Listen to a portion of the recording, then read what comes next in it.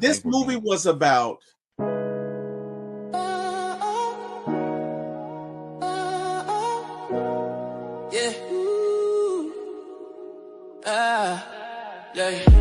Lights, camera, action is going down. For my ATL movies, when we run this town with your host, T-Will, yeah, keeping it real. From the A to the screen, you can feel the thrill. Rolling with the classics, we're setting the pace. Highlighting the magic of our soulful space. Got the vibe, got the crew, making it tight. When the screen lights up, everything feels right. Grab your popcorn, let's make it loud. T-Will, T-Will. It's movie time, ATL style. Stand proud. From the silver screen to the hearts we steal. T-Will, T-Will. Every frame we capture is a real deal. Yeah. Talking premieres where the stars align.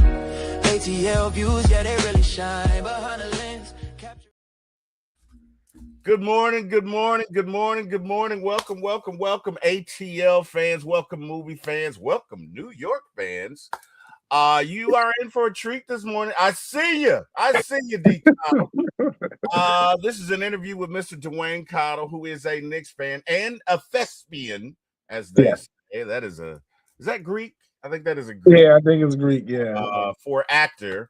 But I've known D. Cottle, or Dwayne, as we knew him back in the day, from going on, man, almost 20 years. We worked together a long time ago, and he's been acting ever since, man. And I had to take this opportunity to do this interview because this guy's been a Knicks fan forever. And we're going to ask him some questions about his Knicks. We're going to ask him some questions about acting. And, you know, all in all, just a good dude, man. And as he always says, man, he's a handsome guy, too. Dwayne was the only guy that always would be like, and I'm handsome. Never get that. I never get that. And I'm good looking, too. No, anyway. How you been, man? How's it going? Everything all right? Man, pretty good, man. Still on my high, man, you know. But everything been going good. Hey, 53 years, you should be, bro. You should. Oh, man. So, hey, tell me about this shirt you have on, Knicks shirt, right? Tell me about it. Well, it just shows the starting lineup of the champions, the NBA champions. You know, the MVP. You know, he was a good guy. I mean, I doubted him. I was a little upset when we got him, but he proved me wrong, and I could stand up and be the man to say I was absolutely wrong. Okay. But I discovered that about maybe 3 years ago. I said, you know what? This guy's pretty good. Okay. All right. That is awesome. We are glad to hear. We're going to be talking to you about your career and your movies and all the movies you've done and what you've learned. And we're going to be talking with you about being a Knicks fan. So let's get into it. Right. First and foremost, let's get into your career and background, man. Tell me about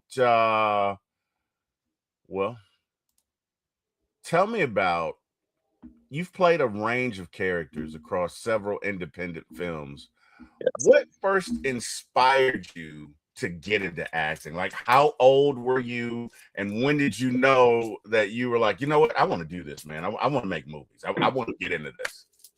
You know, growing up, I was always like entertaining, doing entertaining stuff, like trying to be on the stage, singing, dancing, and things of that nature. So it was always in me, but it was just never like, I do it for fun. I just laugh and joke and do it. But so me coming out of school, I was playing football at Bethune-Cookman, and I ended up getting hurt.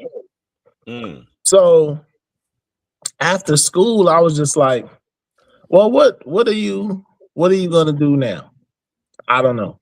I don't know what I want to do, because my whole mindset was playing football. Right. So it was we was walking in the mall, me and a couple of my friends, and we used to goof off and play around, and so we'll laugh and joke and do like some Shakespeare stuff, and we were just like out loud, "Thou shalt not touch me." So we used to play around and do things like that. And we was in Shannon Mall inside and then Shannon Mall down in where is I can't think of where the mall is, but but Yeah, we was in yeah, we was in the mall, and this white lady walked up. We was playing around. This white lady walked up and said, "Hey, you ever thought about acting?" And I said, "No, I never really gave it no thought." And then she was like, "Oh, well, here's my card. If if you thinking about doing it, just give me a call." Okay. I said, "All right, sure." Okay. So time went by. I didn't even like pay it no mind because it wasn't on my mind. Right. So I used to wake up in the middle of the night to go like use the bathroom or whatever, and I used to see these commercials like, "Hey, you want to do acting classes?" Boom, boom, boom, boom, boom, boom. So I just kept waking up in the middle of the night for a week straight, and these commercials would be on. So I was like, okay, I hear what you're saying. I hear you. It was divine intervention. Okay. Okay. So I called the lady and I was just like, "Hey, how much this gonna cost me?" Okay. She's like, "Oh, well, you being direct." I said, "Well, no. How much is it gonna cost?" She said, "Well, it won't cost you anything. Just come do the classes, whatever, finish the classes and let me work for you." And I was like, "Sure." Okay. Boom, finish the classes. And she started having me do like this Shakespeare stuff. Like, and it was cool, but I just wasn't comfortable with doing it. Yeah. So I, had a meeting with her. I was like, "Hey, can you get me into like some more like urban stuff?"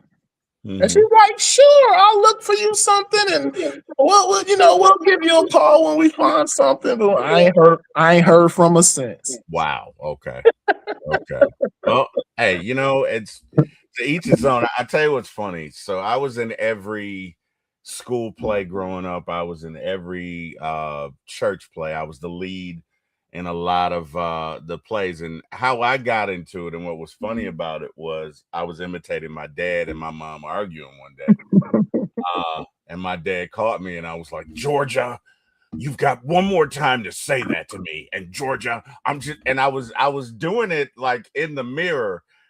And because I gotta be like 5 or 6 years old. No, I might have been 7.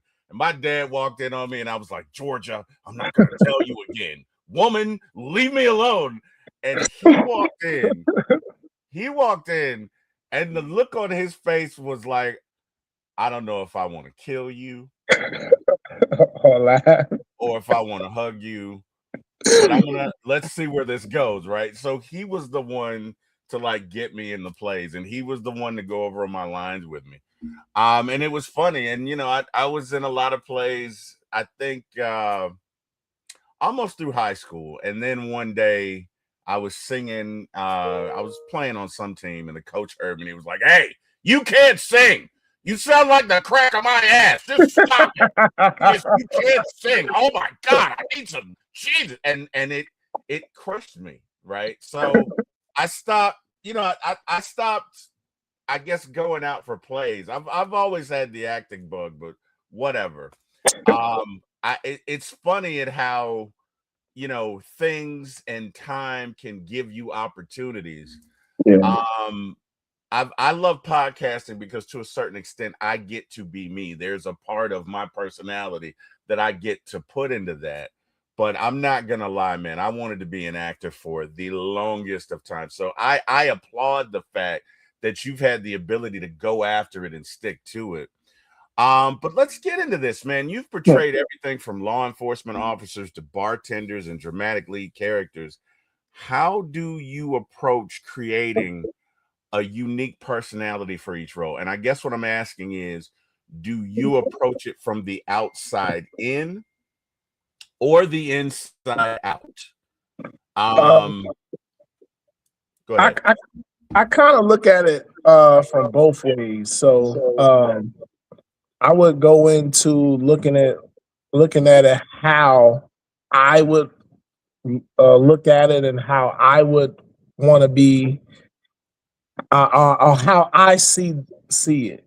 And then I go to the inside. So I do a lot of the type of characters that I'm gonna play. I look at a lot of different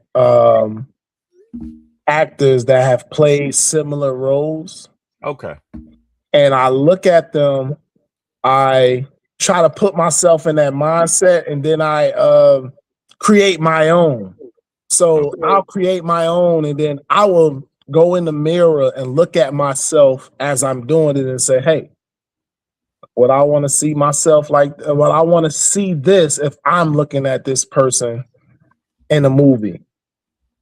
So I approach all my characters that way. So I try to look at them as, hey, how would I look at it and how would I see it? And then I go to the inside and say, okay, this is what this person's feeling or doing or thinking at this time. Okay. Now let me ask you this: when the director says cut, right, and it's 5 o'clock or 10 o'clock or midnight or whatever, and you're off, do you leave your character there, or do you bring your character with you? And what I mean is, Chadwick Boseman, who played Black Panther, was a method actor. So when he played Black Panther, he was Black Panther for the entire time he was playing that. So if it was like 6 months, he was Black Panther when he went to work. He was Black Panther at home. When he was in Starbucks, he was Black Panther using the accent. Is that you, or are you like, nah, it's 5 o'clock, I'm going home? Yeah, no, it's not. Yeah, it's not. That's not me. That's greatness. Doing that is greatness. Yeah, no, it takes me a minute to come down. So it's like while I'm changing or getting dressed or leaving to go, then I can take it down and down and down. But that whole day, when I walk up to the set, when I'm on the set, when I'm that character. So I don't even allow them to. They call me by that character every set. Okay. So yeah, so it's just for 6 months. That's crazy. Yeah, bro, he did. You know who else was like that? Heath Ledger. So, as a matter of fact, when Heath Ledger played the Joker, he was the Joker the entire time, and it honestly took his life because he got so into that character that he took drugs to stay on that razor's edge. And be surprised at how many people get lost in the character that they're playing. So let me ask you this: I know when the cameras are rolling and you go home or whatever, but has there ever been a moment when you were like really in a character and you go home and your wife is like, "Honey, can you go to the store or whatever," and you answer in your character's voice like no or what, or something your character do? Has that ever happened to you where you got so into it for like a moment you just forgot? I jokingly do it. I jokingly does it sometimes. So it's not automatic, but sometimes I jokingly do it. So it hasn't like happened for real, but jokingly, yeah. I've done that. I've done that a few times. And it's like, yeah, all right. Okay. So let me ask you this: which role challenged you the most as an actor, and what made it so difficult? It was my role on A Chosen Hope. Okay. I was a abuser. Okay. Okay. And that's opposite. That's totally opposite of you. Totally opposite. And the director was like, man, I think you can do it. Like, I really think you can do it. And I was like, really? Yeah.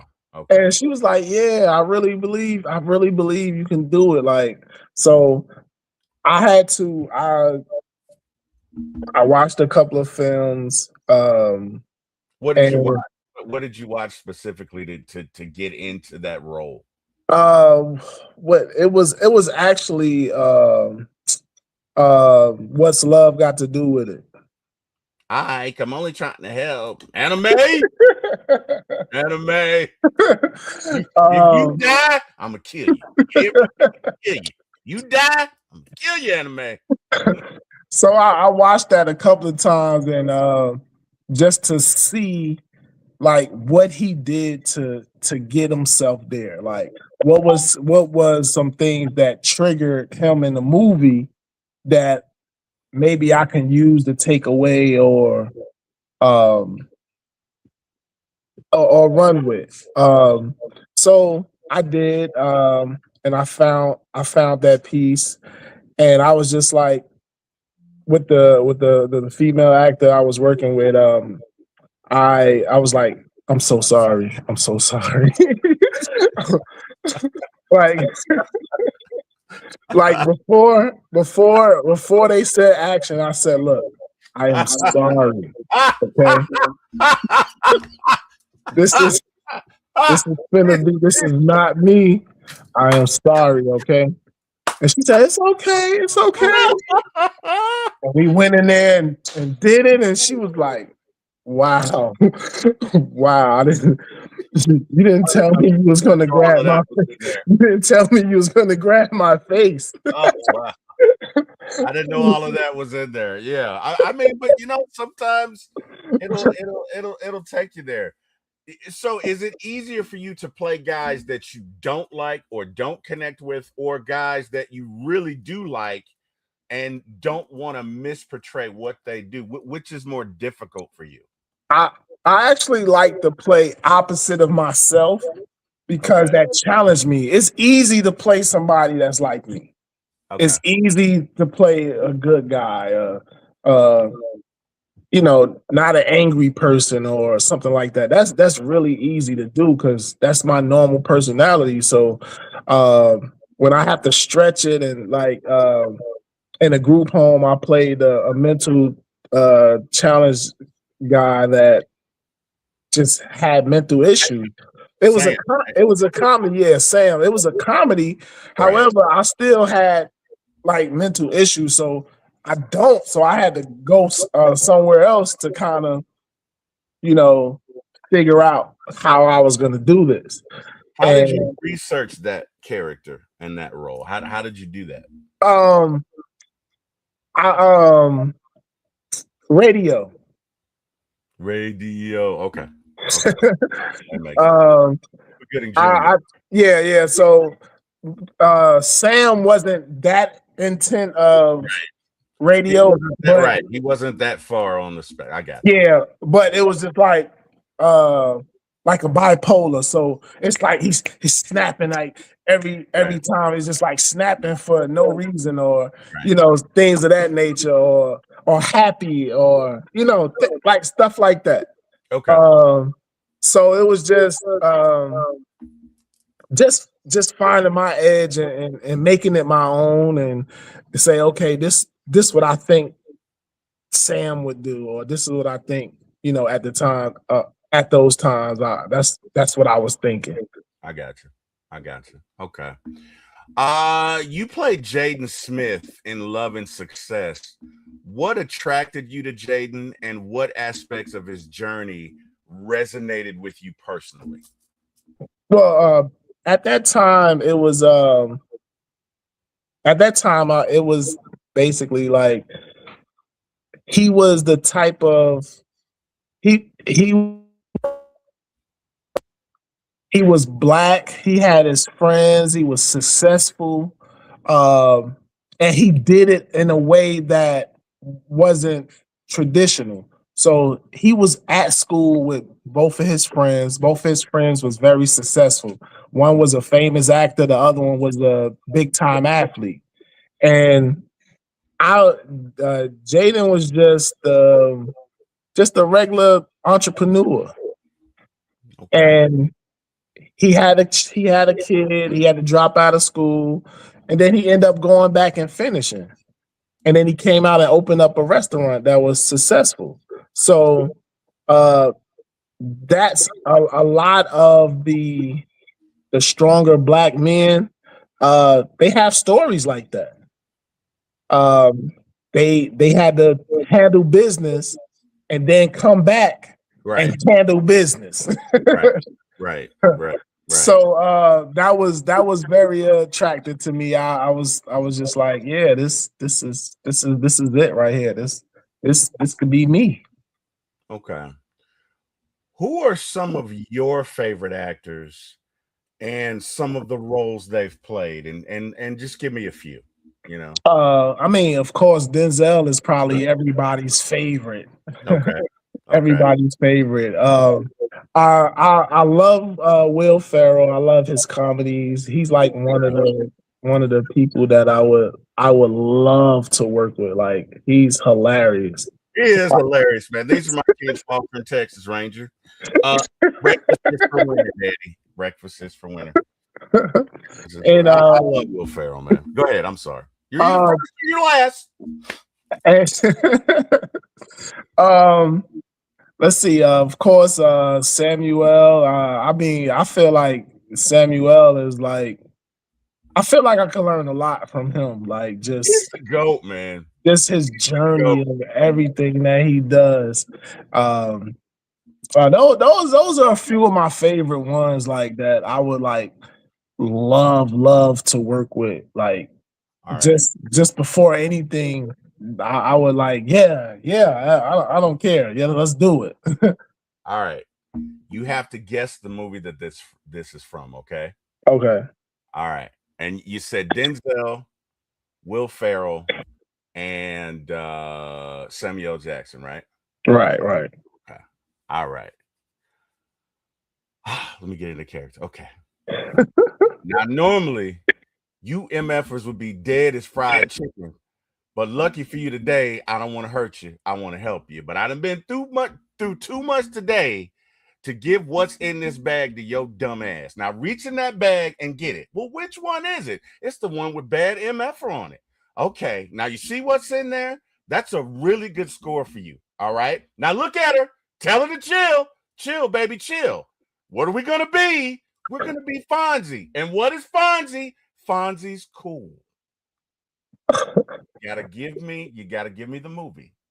That's Samuel L. Jackson. Yes, it is. What is the name of the movie? He was in it with John Travolta.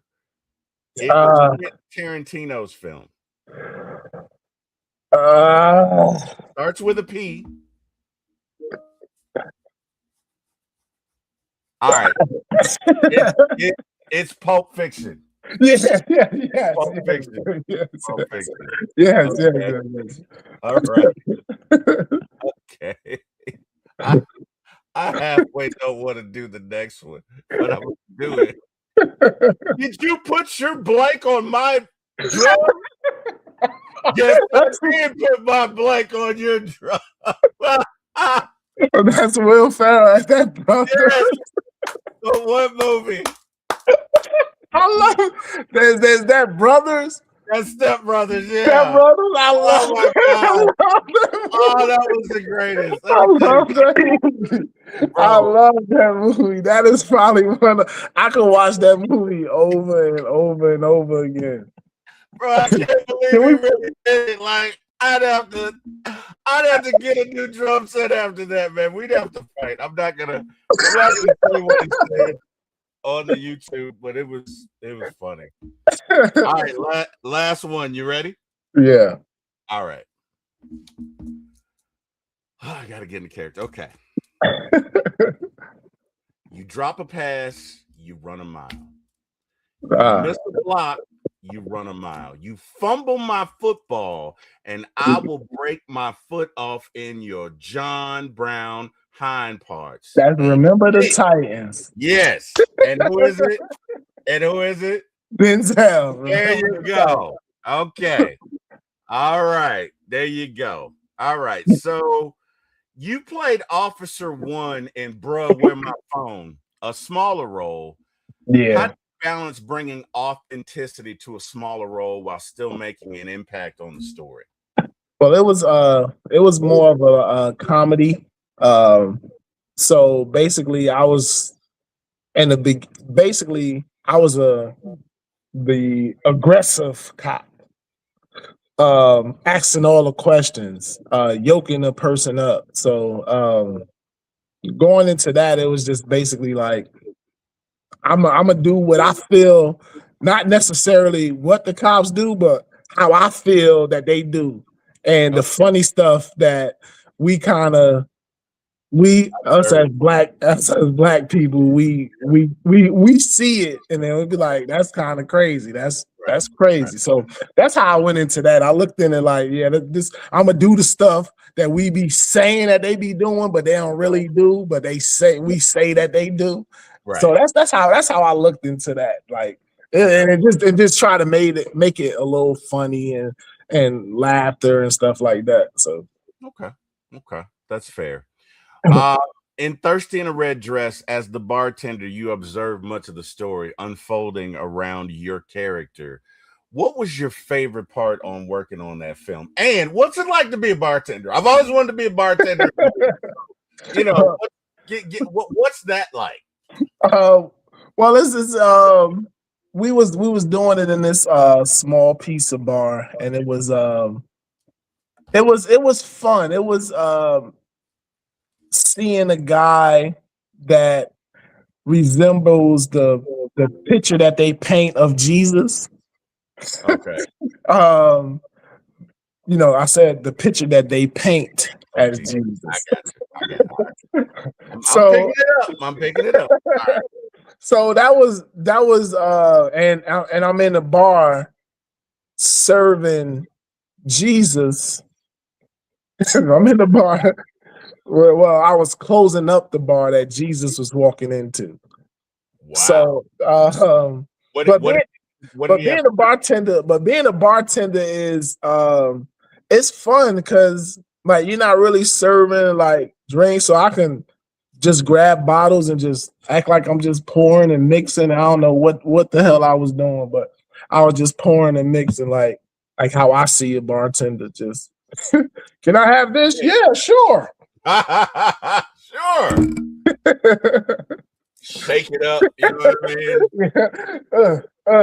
Drop the ice. So this guy was playing Jesus. What did Jesus have to drink? Oh, he actually didn't drink. The person the person he was coming to visit was drinking. So okay. The person he was, but you know, Jesus walking into a bar is like, okay, that's a bad joke somewhere. Okay, I get it. So look, when you saw the script and you saw that, were you like, whoa, what are we? We got to talk about this, or like, did you just go like, what was that like? Well, it was a message. It was a message behind it. Actually, it was a pastor that actually cast me to actually do that. Okay. Yeah. So it's just the message that he was portraying to get through, I guess, to his people and things of that nature. So it was okay. It was pretty humbled and let's get this shot. Let's do this shot. So it wasn't nothing too crazy. It just sound crazy, but it wasn't nothing too crazy. I mean, I'm a pastor's kid, so I'd be like, what? Like, you know what I mean? I can see my mama now. I did not raise you. Oh, I did not raise you to do this. Terry James Wilson, because whenever I mess up, it was like, Terry James Wilson, I did not raise you to do that. And, okay, you know, it's funny. It's funny, like when your parents come to live with you, how sometimes you can turn into the kid. Like this is when my mom was still alive. This had to be like 10 years ago, and my son did something, and I checked him, and I was like, "Boy, you get upstairs." And my mom was like, "Now, Terry, you know Zach, come here and sit down. Now, Terry, you know you way overreacted because you did so much worse when you were a kid." And for like a second, Dwayne, I swear to you, I wanted to go upstairs and stomp in my room like, "Mom, no, Mom, no." And I had to catch myself like, wait a minute, I'm grown. I had to check myself, man. But anyway, let me ask you this. Working on independent films, it requires that actors wear multiple hats. Like you're Yeah, probably doing something with an independent film that yeah. if you were on a bigger film with a bigger budget, you wouldn't do. Talk about what that's like. It's a learning experience. I feel like it puts you on both sides. So I know I'm not gonna have this pretty face forever. So I did it again. I knew you were gonna. Yeah, you know what? You know what? You know what? Hey man, hey, I knew you were gonna do that. I knew you were gonna do that. This is for you, bro. I knew you were gonna do that. I knew you were gonna do that. Now, watching this interview, you're like, what the hell just happened? so Hey, so back to work together. Like, yeah, I'm not gonna have this pretty face forever. So go ahead, bro. Go ahead. or maybe I will, but You anyway. never know. But Okay. so but it's good because you learn in all aspects of the business. So you're learning behind the camera, you're learning how to hold a mic, where to hold a mic. That holding a mic that's a tough job. Like Okay. I would never want to, like, everybody that holds the mic, I talked to them for a long time. I spent a lot of time with them because that's a hard job. I mean, you have to sit there and hold a mic. Sometimes you got to hold it up like this for like 4 minutes for a whole scene. That's a lot. Yeah, that's a lot. Man, I could not do that. That's a boom operator, right? Yes, that's yeah. oh man. But it's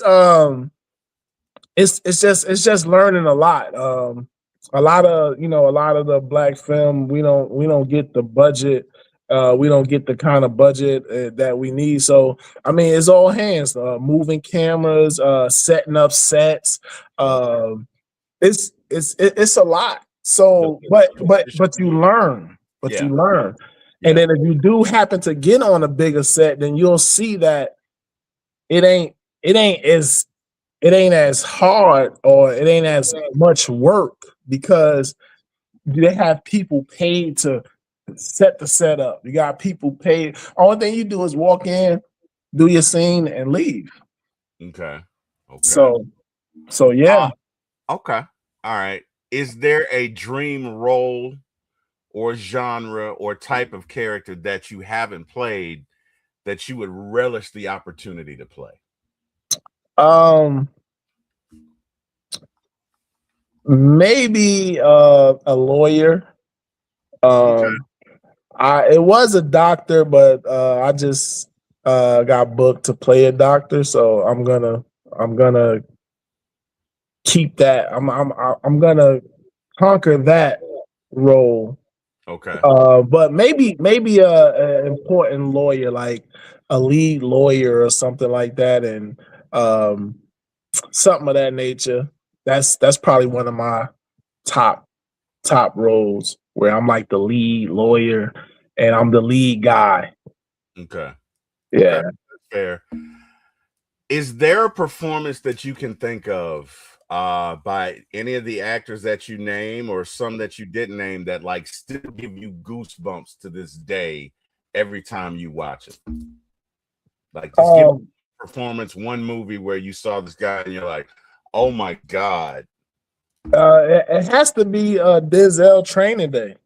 That last scene, like I saw so many different. I saw so many different. Like, I saw Denzel talk about it. I saw the director talk about it, and none of that was in the scene. So that was all improvised. All improvised. Okay. All improvised. I did not know that. He all that Montanical Bay, and I'm putting cases on all of you. That was the only thing in there. Okay. And he was like, "You guys turning on me after all I did for you." Yeah. But that right there, every time I see it, I lock in on it. I lock in on it. I was just like, yeah. That was to improv that was crazy.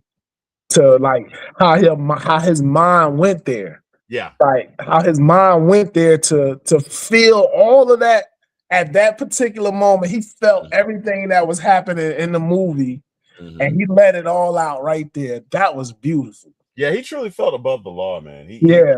He truly felt like he could do anything, and Oh they would man. have the audacity to hold his feet to him. Yeah, he let it go. And you know what? Another one that holds me too. That you remember Different World? Yeah. You remember the scene where Dwayne Wayne broke up, Kadeem Hardison broke up Jasmine yeah. Yeah. Yeah. They said all of that, like that's one of the scenes that like I'm like, wow, I want to do that. Like I want to break up somebody's wedding. And Oh, okay. So when he shows up, yeah, you know what? That was a great scene. And you know what's interesting? That show is coming back to Netflix. yeah. Where Kadeem and Whitley and all of them are part of the staff now because they're a few years older than me, so that tracks. But that's coming back in a few months. But that was let me tell you something. Anybody our age group, I think you're a little bit younger than me, but that was a moment. That was a moment in history when Dwayne showed up, because I think I was at somebody's campus when we watched that. And the crowd erupted like, "Oh my god!" Like, and that was that. Let me tell you something, man. That was great. That was great. So, that's one of the favorite scenes. That was a good one. That was a good one. So for me, Caesar give me goosebumps. Jack Nicholson and A Few Good Men. Who's gonna do it, Lieutenant Weinberg? You weep for this country. You have the right. You have the right of not knowing what I know. That my presence, while repulsive and incomprehensible, saves lives. Like just that entire dialogue gives me goosebumps. And then in Avengers Endgame, when oh my god, I'm getting goosebumps now. When Captain America, he's probably like, oh my god, Avengers. But no, seriously, when Thanos, Captain America is imbued with the power of Thor's hammer, and he is giving it to Thanos. Yeah. Thanos comes back and all of a sudden just starts whooping up on Captain America. Tony's all but down. Iron Man is all but down. Thor's all but down.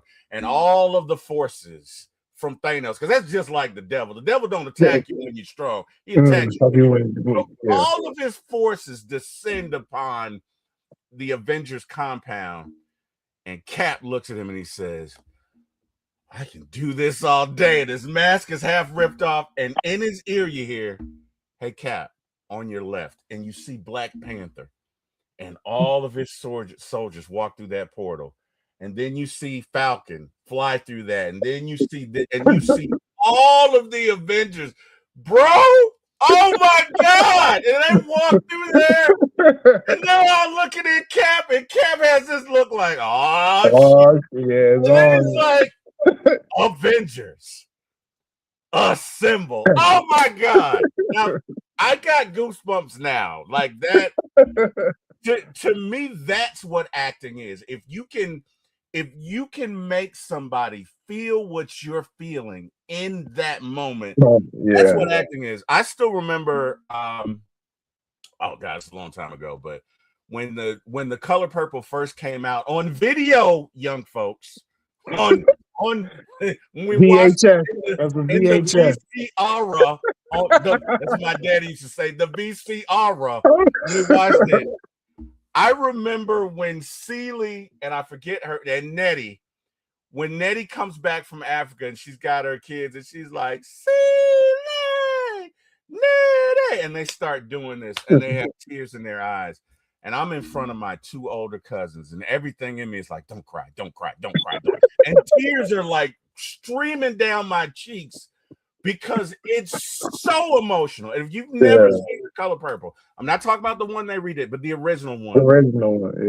That is a moment, man. That is a moment. Talk about, has there ever been a moment like that for you in a performance that you watched where like you didn't want to cry, but like tears just came?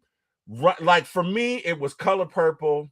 Fruitvale Station, and I can think of, but can you think of one where you were like, oh my god, that Fruitvale Station? yeah, Oh my god! yeah, Oh my yeah, god! yeah, yeah, That was definitely one. Right off the back, let me see. That had me there. yeah.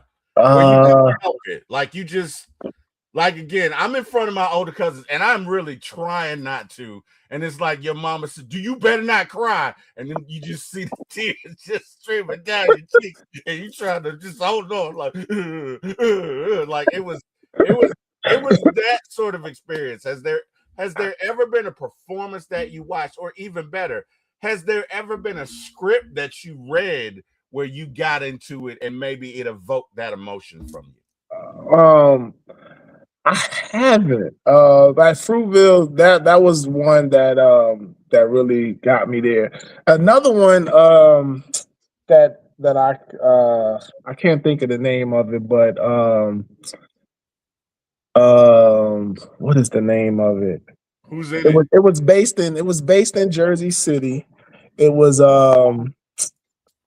what's the lady from 227, the daughter. Eke or Marla Gibbs? No, the daughter. Who was the daughter in 227? She was in I can't think of her name. She was in She got the light eyes. I know what you're yeah, talking about. Brenda Jenkins, Regina King. Regina King.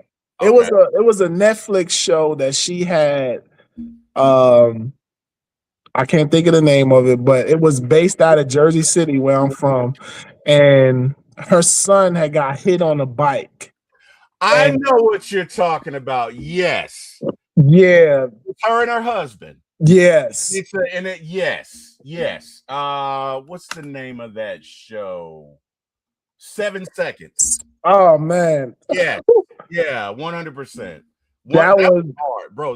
Yeah. That you yeah, know what? You're right. That was hard. That was that, hard to watch. that That was oh yeah. man, uh Yeah. that was probably one of the ones that like I was just like, oh my god, because it just took me there like for my sons Yeah. and the way I would feel, and that was probably the one that I really could not contain myself. Right. Right. Most of the stuff like Fruitville, I was kind of almost containing, but that still kind of almost got me there. But that one, I could not contain myself. Yeah. Like I Yeah. just That's a good one. That is a good one. I thank you for that. That is a good one, man.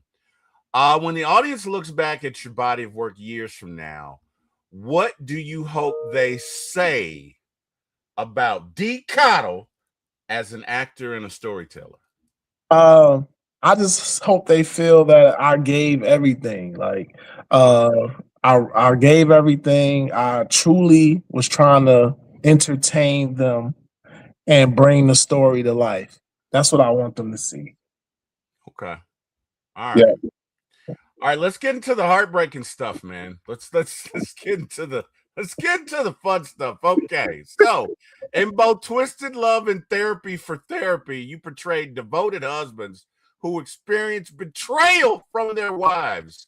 How did Yeah. you approach bringing that emotional pain, heartbreak, and vulnerability to these characters while still making them relatable to audiences? And let's get into that because that's not easy. So just give me your thoughts on that. How did you do that?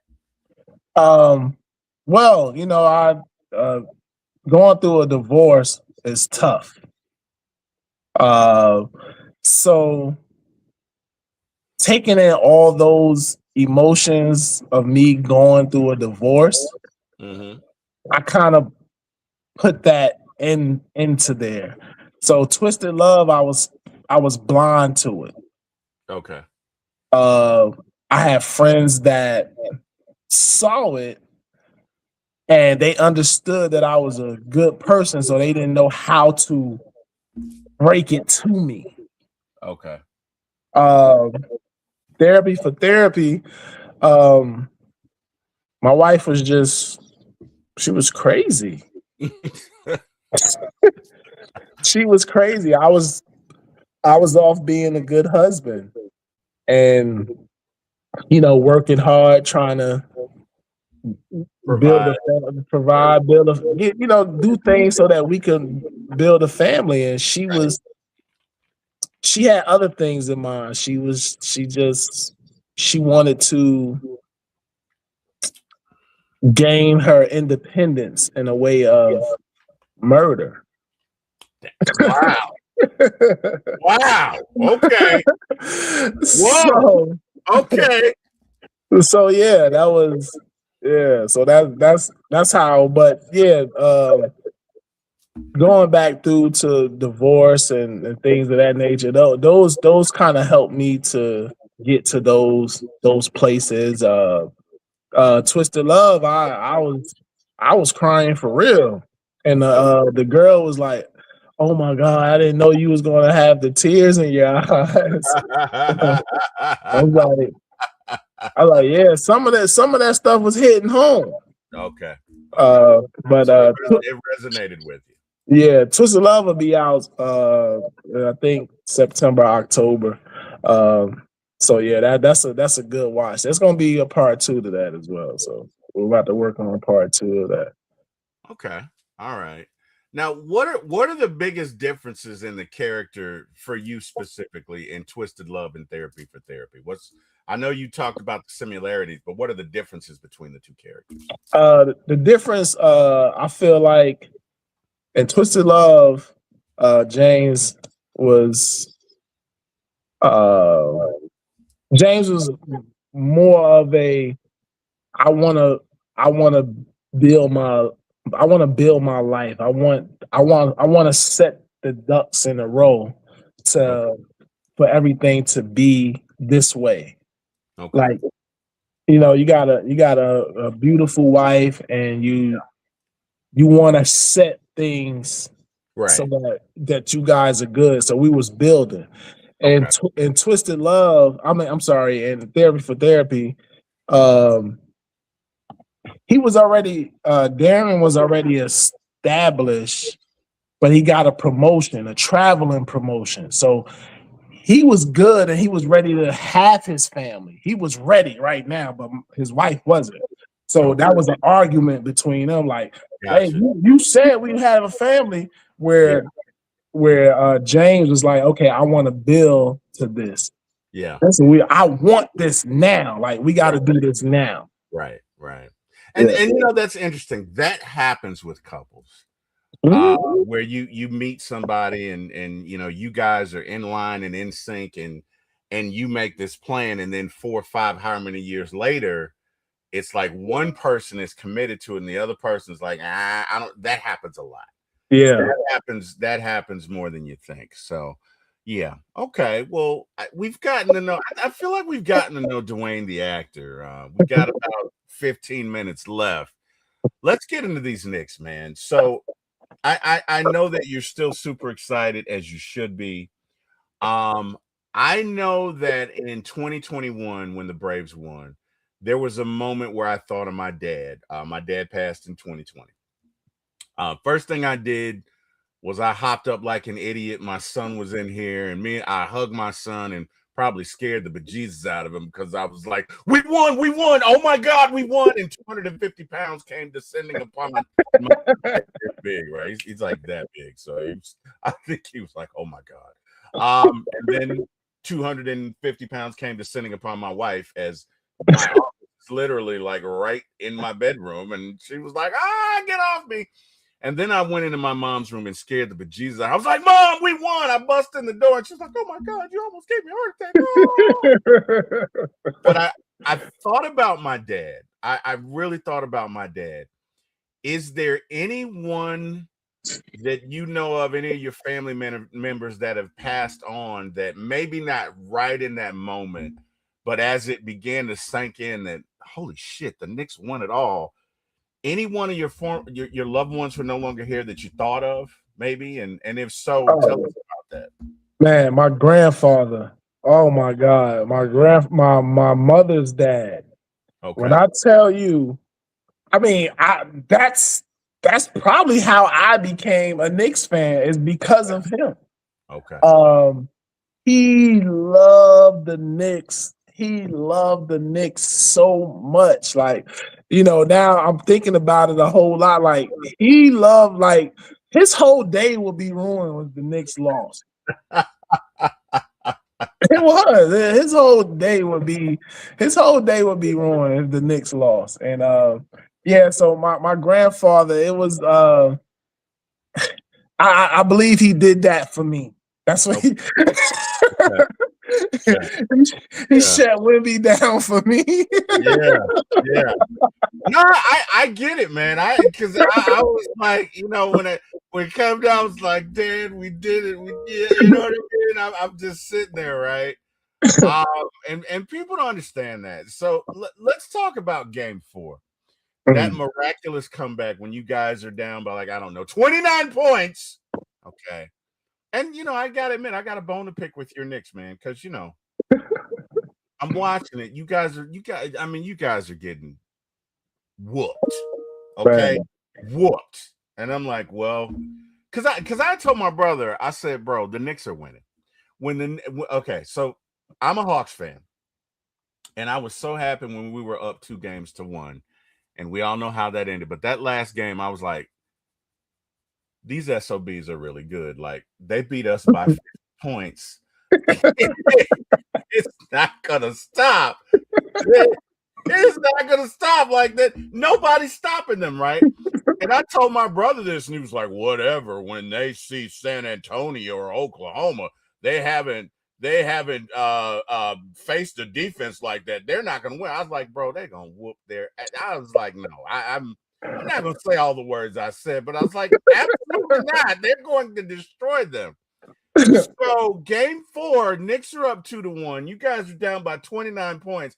I'm thinking to myself, I gotta hear his mouth. Damn it, right? And I'm mad because I'm like, I gotta hear his mouth, Jesus. And I go to bed, and wife wakes me up at like 3 or 4. I don't know. She woke up. So guess what? That means I woke up, because that's the deal with marriage. If your wife wakes up, you wake up too. Young fellas, I know you don't know it, but you'll find out. So she wakes me up and she's like, did the Knicks win? And I was like, hell no. But some said, okay, just look. Now, here's the thing you need to know about me, Dwayne. I'm 55. So my eyes and we don't get along as well as we used to. So I wake up. My eyes don't wake up until like 15 minutes later. Okay. So I literally grab my phone and I'm like,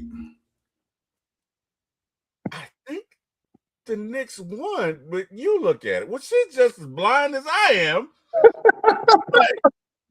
I can't see it either. So we call our son, because that's what old folks do. And he's like, yeah, they won.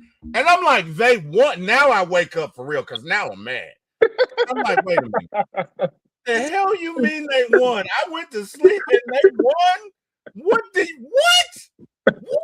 What happened? Are you serious? Bro, the greatest comeback ever, and I slept through it. So, as you're watching this, and I know we talked about this last week, but what is going through your mind? Because I know you got to go from this sucks to, oh my God, like, what's going through your mind as you're watching this unfold? So I'm watching at halftime. I'm like, oh my God, we down 28 points. It's like, man. So, my mind's here we go with this same Knicks crap that we always have to put up with. Right. I'm like, oh my God. So I'm like, I'm not watching the game no more. I'm not watching. Right. But as a fan, you're not watching, but you're watching. Watching, right. You just kind of checking in. You're not locked in. Right. You're not locked in, but you're in. But you're not locked in. Right. So I turned back. I said, oh, okay, now 15. All right. Boom. I turned back. They was back. I think they was down about 17. So I was like, all right, they probably gonna win, but the Spurs probably gonna win, but let's make it look better. So I turned the end of the third quarter. I was like, whoa, they down 12, 13. Oh, okay, let me let me let me let me let me turn in. So it's late. So It's late. yeah, it's late. So I'm like, all right, boom. So we sitting there watching. No, I'm sitting there watching. No, I think by third quarter, I think in the third, I think they were down like 19 or something like that. So it was like, all right, I'll watch the rest of it, whatever. So I'm laying in the bed and I'm like, okay, I'll fall asleep watching it. I already felt like the Spurs gonna win, and it's like 5 minutes left, and I'm like, wait a minute, okay, whoa, okay, all right. So then I want to say OG hit a three, and I was like, a difficult three. a difficult one. I was like, I said, we gonna win this game. We gonna win this game. So I'm locked in. I'm locked back in now. So it was like they were going back and forth, like at first they was like trading baskets, but then it was like we scored, they didn't score. We scored again, they didn't score. We scored again, they didn't. I'm like, oh shit, we finna win this. So when what's his name steals the ball and he goes down to lay it up, and OG comes from behind and block. Oh, I jumped out of the bed. Like, I jumped out of the bed like, fuck you, stupid idiot! Thank you, thank you. Oh wow! What? People look at Fox. You know, Fox and the Knicks coach. Yeah. He the one that got him fired from Sacramento. Got who fired from Sacramento? The Knicks coach. Really? He the one that got him fired from the Kings. Oh, he got Mike Brown fired. He got Mike Brown fired from the Kings. Wow, I didn't know that. What happened with that? He wasn't playing. If I remember correctly, they were. I can't remember who they was playing, but they were supposed to be playing tight D. And Dan Fox, then he was playing off, and the dude hit the game shot and won the game. Oh. And he didn't start him the next game. So Fox went up to the GM and they got it. He got to go, and they let him go. And that year before that, Mike Brown took Sac to the playoffs, which they hadn't been in like years, 15 years. Yeah. And then they got rid of him because of Fox, and then they turned around and got rid of Fox. Let me tell you something. Revenge is a dish best served cold. So we go from that. Jaden takes the shot. He misses. OG crashes the board, tips it back in. In that moment, like, what do you do? Because I know you got to be like, oh my God, like, take us through that moment. What happens there? So I'm sitting there, and I'm just like, all right, everybody knows that Jalen's going to take this shot. Right. Everybody know it. This is no secret. Right. Everybody knows he's going to take this shot. I'm like, all right, let's get a good shot, which I think it wasn't a good shot. I think it was a bad shot. Yeah. But to see OG run and nobody put a body on him. Because Wemby crashed down on Jalen. They were so worried about Jalen that they're like, oh my God, don't let him get the shot off, which freed up OG. And I mean, he crashes the board. And the thing about that most people don't realize, it's not just crashing the board, but you got to touch it right. Because if you're too aggressive, it's going to bounce. And if it's not enough, it's not going to. So you got to hit that thing just right. Your timing has got to be perfect. And, bro, when that shot goes in, like. And he was running full speed. Right. Yes. He was running full speed. Right. And he tipped. I was like, That could have been a championship for me right there. That Well, could have. for all intents and purposes, I'm gonna tell you something. When I saw the Knicks come down from 29, that series was over. I knew it. Knicks knew it. Bro, that's like if you're fighting somebody, you're in a boxing match, and you for the first 4 or 5 rounds, you're killing him. I mean, you are killing him. And it's maybe the first 6, and it's a 12-round fight, and rounds 6 through 11, he is whooping you. It was over. When the Knicks won that, I said, okay, they're winning. For them to come back 29 points, that is destiny. Nobody's stopping that. And look I feel good that the Hawks beat them twice because we're the only team to do it. And the funny thing about that's why the playoffs are so great, bro. When we lost to y'all by 50 points, stop showing up. When we lost to y'all by 50 points, bro, I was really thinking to myself, man, fire Coach Quinn. I was so pissed, right? But by the end of the playoffs, I was like, hell yeah, resign him. We're the only ones that beat him twice. He's doing something right. Let's go. You know what I mean? It's weird because nobody else beat the Knicks twice. So No. he was doing something right? But it just, I don't know, man. But just that moment, right, when the clock strikes 0 and you guys are champions. I know the first time that happened with the Braves in 95, I got out of my car and I just had to take it. If you know anything about the Braves in the 70s and 80s, we sucked. And so for us to win it all in 95, I'm not gonna say I got emotional, but I had to get on, I just had to get on my knees and thank you. It was phenomenal. You're talking about 53 years, bro.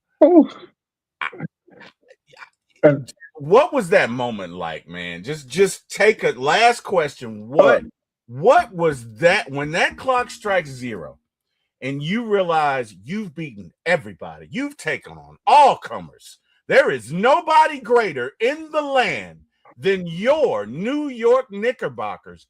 What's that moment like for you?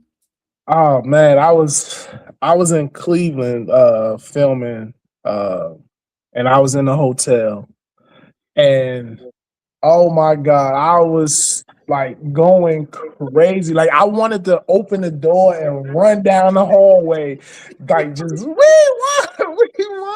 But I was just like, yes, just screaming like, oh my God. Like I had to be on set at 5 o'clock. Yeah. I could not sleep. I couldn't sleep. I was just up like, oh my God. Like like I could finally say I've seen all my teams win a championship in my life. I saw it. I love it. And I just couldn't sleep. It was just like on set, it was just like, you know that only happened because the Knicks won. You know how that happened because the Knicks won. I mean, I'm sorry we beat y'all, but the Knicks won. So you were unbearable that next day. Which I would be too. You let the Falcons mess around and win a Super Bowl. Oh my God. Oh my God, man. My boss is gonna be like, you know what? Just go home. Come back 2 weeks later. We can't take you right now. Just because it's like I've seen the Mets win, I've seen the Yankees, I've seen the Giants, I've seen the Knicks. Everything is complete. Right. Everything is complete for me now. Yeah. That's it. Everything's complete. Yeah. All right. Well, hey, man, I'm not gonna lie and tell you I'm not jealous, man. I would love for myself. I'm happy for you guys because if you can do it, then we can do it. And I am. When I say that, I'm not a hater. So I mean, at least not the Knicks. Like if it was the Saints, you right. Now I'm gonna be like, that's I will never interview a Saints fan. What was it like, man? Whatever, y'all getting the finger. But outside of that, like I'm not a hater. So I'm excited for you guys because I want to experience that same thing when my beloved Atlanta Falcons win it all. But hey, man, let's talk about the next move. So you talked about Twisted Love. What are some other projects that you're working on that are coming out that you can tell us about? Well, I have this film I was filming in Cleveland. It's called Bitter Okay. Man, The Bitter Man. Okay. Um, that was great. I was a man that was hurt and searching for love, and then I end up finding love right up under my nose. Okay. So Okay. it was there, and that was more of like a I was holding like a men's group, and I was like the leader of the men's group. So we were just talking, trying to make each other better. How that so that'll be out shortly. Um, Twisted Love, that's gonna come out in 2 or 3 months, I want to say. They was just speaking of it now, and I got a few other projects that I can't speak Okay. right now. That's coming. We haven't filmed, but we're starting. They're starting production on one. Actually, I start filming one this month coming, and then for the next 2 months, I'll probably be booked shooting movies. But Okay. I'll keep everybody up on my social media, Which uh, is which is ATL Ghost okay. 12. That's on Okay. all platforms. ATL Ghost 12. That's also on Xbox too. So if any of you guys want to play 2K, I play Oh, with the Knicks. oh, You want to play Madden? I knew it play was with the coming. Giants. You can, I knew it was coming. I knew that was coming. I knew it. I tried to avoid it, but I knew that was coming. All right, go ahead. Go ahead. so if anybody want to see the Knicks on 2K, I'm on Xbox. ATL Ghost 12. You can find me, and we could get it popping. I knew that was coming. I knew that was coming. Well, hey, Dwayne, it has been a pleasure. I gotta say, anybody who watches this is gonna root for you. Very humble person, and you've been the same way. Very positive person, fun. Always enjoy working with you. So I'm rooting for you now. Do me a favor, man. When you finish these two projects, come back and let's talk about them, and let's see where we go from there. But hey, man, again, Mr. Dwayne Cottle, thank you so much for joining me. I'm T. Will, your host. You can see me at For My ATL Sports. If you love the ATL Sports, For My ATL Sports 1 on YouTube. If you love TV and movies, For My ATL Movies on YouTube as well. And hey, to anybody who watches this or will watch this, thank you. You could have been anywhere in the world. You chose to be with us. Want to thank God for that. You guys have an amazing weekend, Mr. D. Cottle. All right. And I'll see you, sir. Thank you All so right. much. Thanks Good for night. having me. All right. This movie was about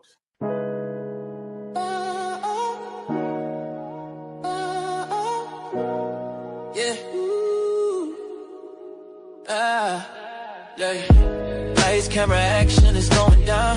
For my ATL movies, when we run this town with your host, T. Will, yeah, keeping it real.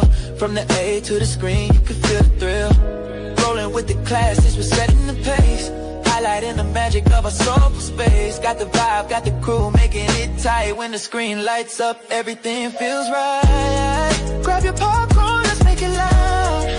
T-Will, T-Will. It's movie time, ATL style.